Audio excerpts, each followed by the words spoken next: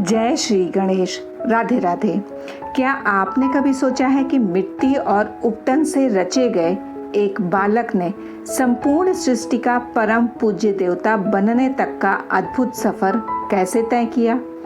क्यों महादेव को स्वयं अपने ही पुत्र का सिर काटना पड़ा और फिर हाथी के मस्तक से उनका पुनर्जन्म हुआ? और क्यों उस दिन से लेकर आज तक गणेश चतुर्थी का उत्सव 10 दिनों तक धूमधाम से मनाया जाता है? यह केवल जन्म की कथा नहीं है, यह रहस्य, भक्ति, इतिहास और जीवन दर्शन का वह अद्भुत संगम है जो हमारे हृदय को भक्ति से भर देता है और जीवन जीने की कला सिखाता है। तो आइए धर्म शक्ति की इस दिव्य यात्रा में डूबते हैं, जहां हम जानेंगे गणेश जी के जन्म का रहस्य, उनके स्वरूप में छिपे जीवन संदेश, मूषक वाहन की अलौकिक कथा और गणेशोत्सव की यह ऐतिहासिक गाथा जिसने भारतवासियों में स्वतंत्रता की ज्वाला प्रज्वलित की। बहुत समय पहले जब पृथ्वी पर देवताओं और असुरों के बीच निरंतर संघर्ष चल रहा था, तब समस्त लोकों के प्राणियों को एक ऐसे देव की आवश्यकता महसूस हुई जो न केवल देवताओं का वरदान बने बल्कि मनुष्यों के जीवन में भी सुख, समृद्धि और शांति का संचार करें। कहा जाता है कि एक दिन कैलाश पर्वत पर माता पार्वती स्नान करने गईं। उन्होंने अपने शरीर से निकले उपटन, चंदन, हल्दी, गंध और मिट्टी को मिलाकर एक सुंदर बालक की मूर्ति बनाई और अपने मातृभाव से उसमें प्राण फूंक दिए। वही बालक आगे चलकर गणेश कहलाए। माता ने उसे आदेश दिया कि जब तक वह स्नान करके बाहर न आए तब तक किसी को भीतर प्रवेश न करने दे। संयोग से तभी भगवान शंकर आ पहुंचे। वे भीतर जाना चाहते थे, परंतु गणेश जी ने माता के आदेश का पालन करते हुए मार्ग रोक दिया। महादेव क्रोधित हुए और त्रिशूल से उस बालक का सिर काट दिया। जब माता पार्वती बाहर आई तो अपने पुत्र को मृत देखकर वो शोक से व्याकुल हो उठी। तभी महादेव ने देवताओं को उत्तर दिशा में मिलने वाले पहले जीवित प्राणी का सिर लाने का आदेश दिया। वह प्राणी हाथी था। उसका मस्तक गणेश जी के धड़ पर स्थापित कर दिया गया और इस प्रकार गणेश जी को पुनर्जीवन मिला। भाद्रपद मास की शुक्ल चतुर्थी का वही दिन आज गणेश चतुर्थी के रूप में मनाया जाता है। देवताओं ने उन्हें विघ्नहर्ता और मंगलकर्ता की उपाधि दी और तभी से हर शुभ कार्य से पहले गणपति पूजन का विधान बना। अब प्रश्न उठता है कि गणेश उत्सव 10 दिन तक क्यों चलता है?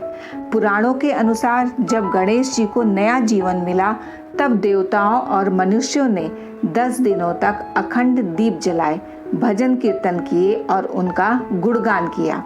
इसी परंपरा के आधार पर आज भी गणेशोत्सव अनंत चतुर्दशी तक चलता है। इन 10 दिनों में भक्त गणेश जी को अपने घर या पंडाल में ऐसे आमंत्रित करते हैं जैसे कोई अतिथि घर आता है। फिर विदाई के समय विसर्जन किया जाता है। यह विदाई केवल मूर्ति की नहीं बल्कि दुखों और विघ्नों की विदाई है।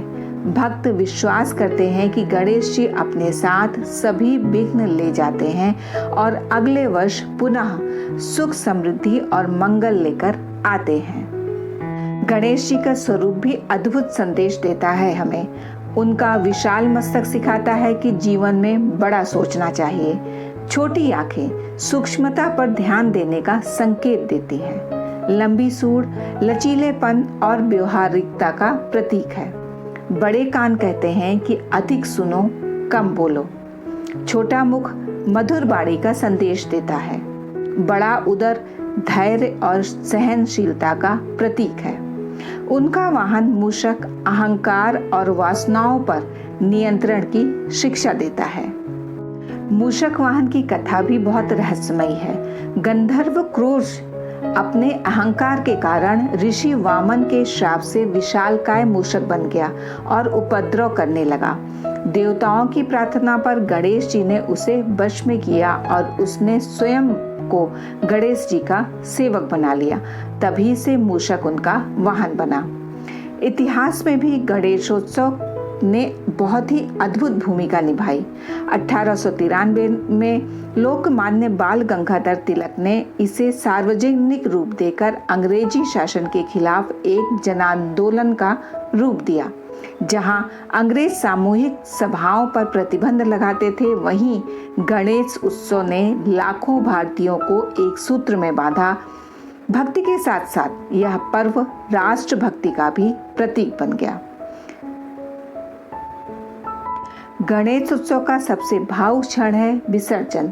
जब 10 दिनों तक अपने घर या पंडाल में गणेश जी को अतिथि की तरह पूजने के बाद उन्हें विदा किया जाता है, तो भक्तों की आंखें नम हो उठती हैं। गणपति बप्पा मोरया, अगले बरस तो जल्दी आकर स्वर गूंजता है। यह विसर्जन हमें सिखाता है कि सब कुछ अनित्य है, केवल आत्मा शाश्वत है। इस प्रकार गणेश उत्सव हमें सिखाता है, श्रद्धा और विश्वास से हर विघ्न को दूर हो सकता है। हर अंत एक नई शुरुआत का द्वार खोलता है। अगर आपको यह कथा पसंद आई हो तो कमेंट में प्रेम से लिखिए जय श्री गणेश, और इस भक्ति यात्रा को और लोगों तक पहुंचाने के लिए वीडियो को लाइक करें, शेयर करें और चैनल को सब्सक्राइब करना ना भूलें। तो प्रेम से बोलिए गणपति बप्पा मोरया, मंगल मूर्ति मोरया।